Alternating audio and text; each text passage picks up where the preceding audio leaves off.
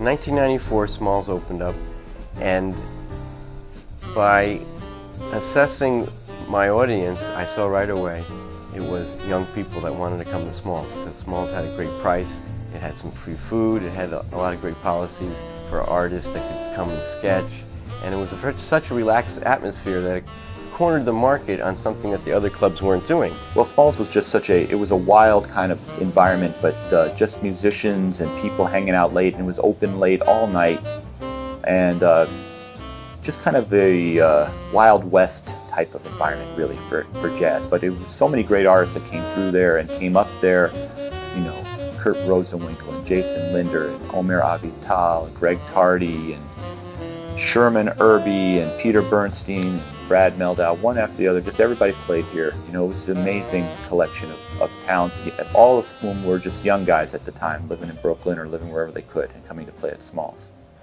I started playing at Smalls in 1994. Mitch Borden gave me the opportunity to play here. He gave me the gig that started at 2 a.m. on a Tuesday, went to 6, and I was here for years doing that 2 a.m. to 6 a.m. slot, running a jam session, playing with my group, and hanging out in what was one of the most unbelievable environments for music. You know, I came up at a time when the Village Gate was still around, Bradley's, and Smalls was kind of a new thing in that it integrated all these musicians together in an extremely informal environment. And it was just a wonderful, wild time. And I watched Mitch Borden work tirelessly and admirably from a very generous point of view of giving to the artist and to the cultural scene of New York City.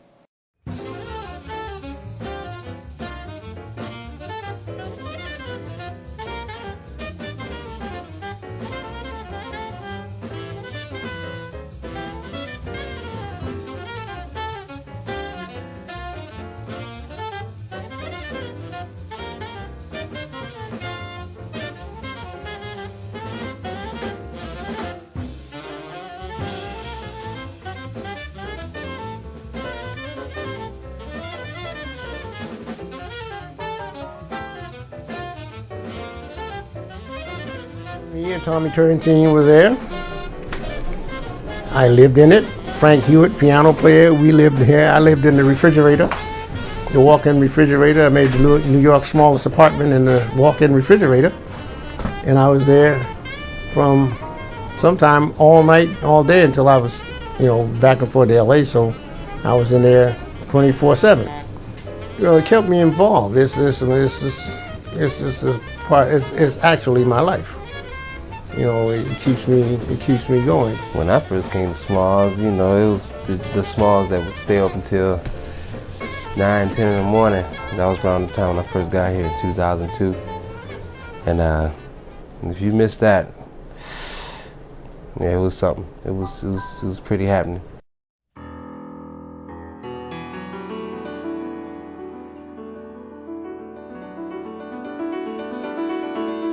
After September 11th, New York really changed a lot and became very expensive, and Mitch's business model didn't quite fly at that point. That's when I became involved and decided to invest my own money to buy the lease on the club and just start running the club in the way that Smalls always had been, which was just as a musician community with a social-minded, charitable vibe. The music is the most important thing here, you know, and everyone's here. It's a community of musicians really helping each other out.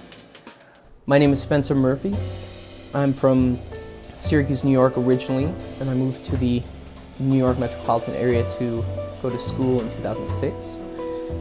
And I met Spike Wilner in 2007. He was doing his master's program at the school we were both attending. And he hooked me up with my first gigs in New York, down at Smalls right after it first reopened.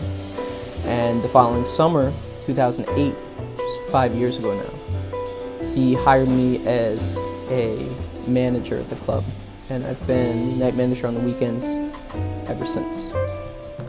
And in that period of time, I've watched a lot of musicians grow a great deal because of their relationship with Smalls.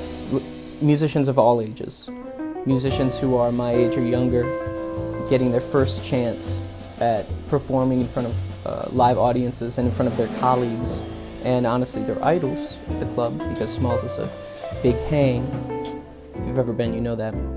And also musicians who are older getting a second chance to re-explore their own voice on their instruments. A lot of older cats, as well as some of the greatest names right in the middle.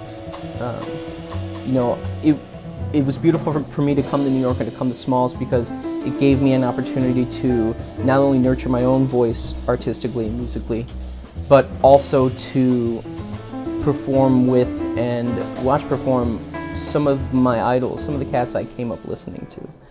Hello, my name is Stacy Dillard, and I'm here to talk with you about what I like about Smalls, which is practically everything, being that I'm a musician myself, being a jazz music is widely played and widely sought after and attended at a place like Smalls, known from people all over the world. That adds something to it. I like the community that's there. I like the work staff. I like what's going on, you know. I like to play. I like to play for real. I don't like to tiptoe. I like to express, whether it's whispering or stomping my feet and shouting and all in between. But the thing is that, you know, Smalls is an environment in which musicians, from what I've seen, feel more free to do that there as opposed to other places. Let me just say that when you come to a place that you really feel their policies are great and you love the people working in there, you love the concepts, you just want to support that place. You want to call, that's my home away from home. That's my temple. That's where I go to sit down and take in literature, art, poetry. This is a cultural center. Smalls has always been on a mission to keep its doors open as many hours of the day as possible and to get as many bands up in one day. We often have 4 bands a day here. And to include as much audience as we can by making all kind of prices affordable for the students that come here. And our major clientele are students, by and large. We need them, and we need to offer them great policies like stay all night for just one price, and it's often just $10 for students. And we have some no-cover shows that they can attend as well. And what we feel working with the students this way is we have ensured our longevity as that there will always be Smalls open to return visits by these students that then get older and appreciate jazz as they are coming of age and as a connoisseur of jazz on their own. But when they come here as a student, it's often the most incredible experience for them. They feel inspired by the musicians that work here and they see how devoted they are.